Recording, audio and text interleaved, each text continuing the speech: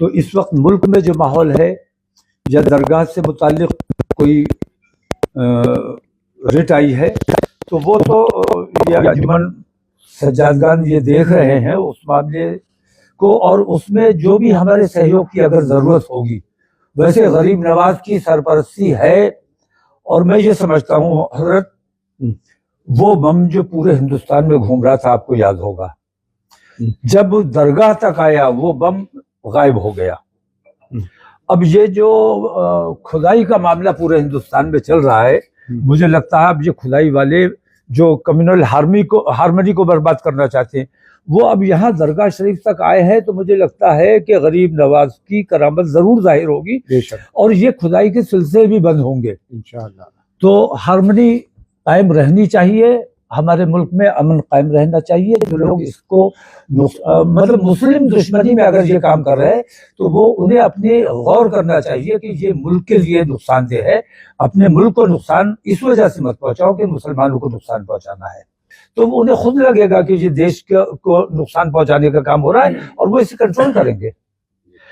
जितनी भी याचिकाएं अदालतों में स्वीकार की जा रही हैं वो तमाम की तमाम गैर कानूनी है। ऐसे तमाम मुकदमात को पहली फुर्सत में अदालतों को बर्खास्त कर देना चाहिए और जो ऐसे याचिका करता हैं उनको पनिश किया जाना चाहिए, उन पर जुर्माना आयद किया जाना चाहिए। तो हमारा कनेक्शन कहीं से नहीं है। हमारे जो बच्चे कत्ल किए गए हैं वो पुलिस ने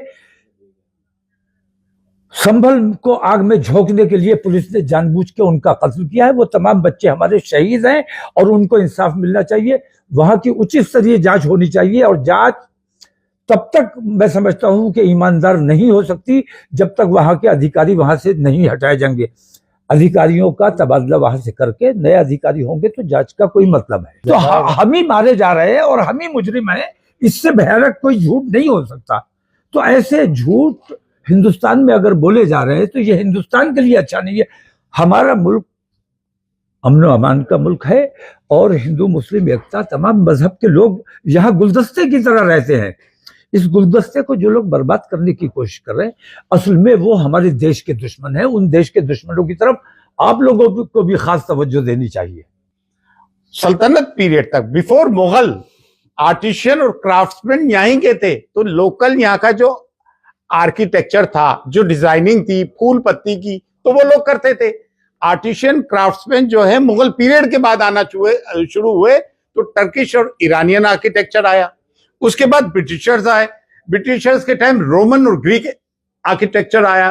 तो आप देख लें, सुप्रीम कोर्ट में देख लें, पार्लियामेंट में देख लें, हमारे DRM ऑफिस की बिल्डिंग देख लें, कॉन्वेंट स्कूल्स की बिल्डिंग देख लें, आप कोर्ट की बिल्डिंग देख लें, आप ये क्या आर्मी की देहरादून में चले जाएं, एयरफोर्स की बिल्डिंग देख लें, वह रोमन और ग्रीक आर्किटेक्चर है। उससे पहले टर्किश ईरानियन था और सल्तनत पीरियड में जब गरीब नवाज आए तो यहाँ का लोकल हिंदू आर्किटेक्चर था। तो आप इससे ये बताना चाह रहे हैं कि हिंदू जगह है, इससे बुरी बात कोई हो ही नहीं सकती है। वालेकुम, मेरा नाम अमजदुल्ला खान, स्पोर्ट्समैन MBT, मेरा ताल्लुक हैदराबाद तेलंगाना से है। जैसे ही दरगाह हजरत गरीब नवाज के जो न्यूज़ आई कि किसी शख्स ने एक रेड डालकर सनसनी पैदा करने की कोशिश की गई, तो मेरा भी ख़ानदान से सिलसिला यहाँ पर मेरे दादी जान और मेरे वालिद ज़ियारतों के लिए आते थे और मैं भी बचपन से यहाँ पर आता हूँ ज़ियारतों के लिए। उसी बेचैनी को देखते हुए मैं फौरी अजमेर दरगाह आया और आने के बाद में सैयद सरवर चिश्ती साहब सेक्रेटरी अंजुमन सैयद ज़ादागान से मुलाकात हुई और फिर कल इत्तला मिली कि मौलाना तौक़ीर रज़ा खान साहब बरेलवी भी यहाँ पर आ रहे हैं, तो एक दिन मेरा भी एक्सटेंड किया। तो यहाँ पर आने जो सोशल मीडिया पे जो अफवाहें फैलाई जा रही है दरगाह के ताल्लुक़ से, यहाँ पर आके देखने के बाद में ऐसा कोई वाक़या नहीं है। सब सुकून में हिंदू मुस्लिम सब ज़ायरीन आ रहे हैं, यहाँ पर ज़ियारत कर रहे हैं।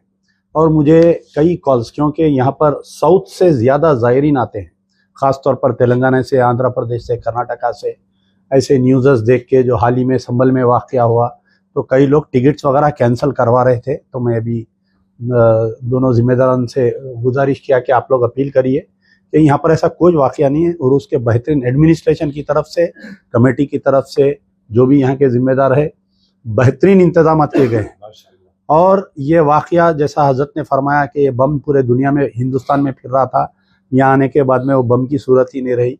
ये शायद अल्लाह ताला इन शरपसंद अनासिर को जो ये दावा करते हैं कि 1100 मसाजिद दरगाहें हमारी लिस्ट पर है, यहाँ पर दरगाह हज़रत गरीब नवाज पर आने के बाद में इनकी सोच, इनकी साजिश, इनकी तमाम चीज़ें यहाँ दफन हो जाएंगी, ख़त्म हो जाएंगी। आज के बाद में हिंदुस्तान की कोई दरगाह, कोई मसाजिद पर ये लोग नज़र उठा के देखने के लायक नहीं रहेंगे। शुक्रिया। यार जिंदा, सबूत।